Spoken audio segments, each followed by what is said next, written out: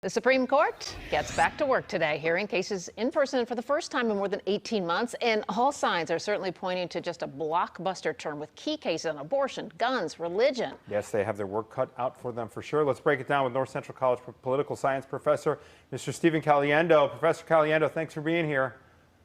Good to see you both. All right, let's start with the issue that's getting the most attention right now. We're talking about abortion. The court is scheduled to look at a Mississippi law barring most abortions after 15 weeks. Everyone wanting to know, especially in the wake of what happened in Texas, if the court will uphold Roe v. Wade. Your thoughts? That's correct. Yeah, I'm not going to make any predictions about how the court will act, but it would be monumental for sure. Roe has been the law of the land since 1973, of course, and every Supreme Court justice that has been nominated since then, which includes everybody who's on the court now, of course, has been asked about it during a Senate confirmation hearing, and they all, of course, don't answer it directly. So we don't know for sure what they'll do. This is a legal body, but it's also a political body, and President Trump, in particular, of course, has 3 nominees on this court. Was very clear during his campaigns that he sought to put people on that would overturn Roe versus Wade. Yeah, on the abortion issue, we saw lots of protests here in Chicago, all over the country this weekend.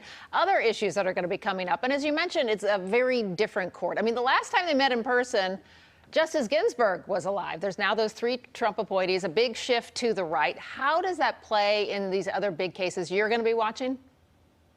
Yeah, I mean, there's important cases coming on the Second Amendment. There's a religious freedom case that's a sort of a voucher case that's with schools that's going to be coming up.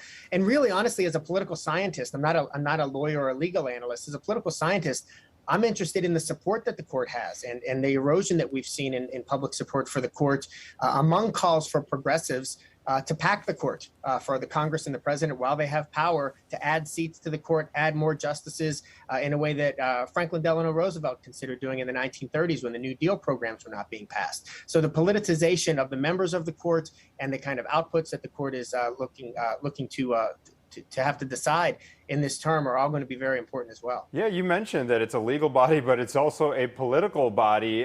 Many people think these justices are motivated indeed by politics. How do you see that affecting the bench with these Trump appointees and, again, the possibility of stacking this court? Well, we know that, justices are pretty tight-lipped. They don't give a lot of interviews either while they're justices or those who retire, who don't die on the court, who retire, don't give a lot of information in terms of how their individual prejudices might come in. They're legal people, but there's a lot of wiggle room. For instance, this Second Amendment case isn't about whether the Second Amendment is valid or not valid. It's the Second Amendment. The question is, where are the limits? The Second Amendment doesn't say everybody can have a gun, any kind of gun, anytime they want, right? So what are the limits to that?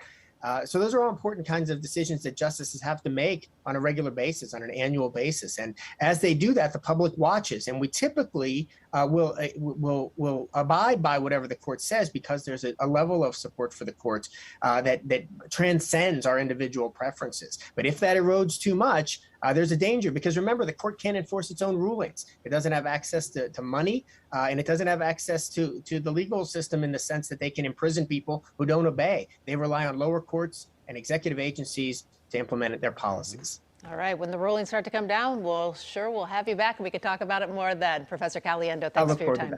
Yeah. Thank you. Thank you.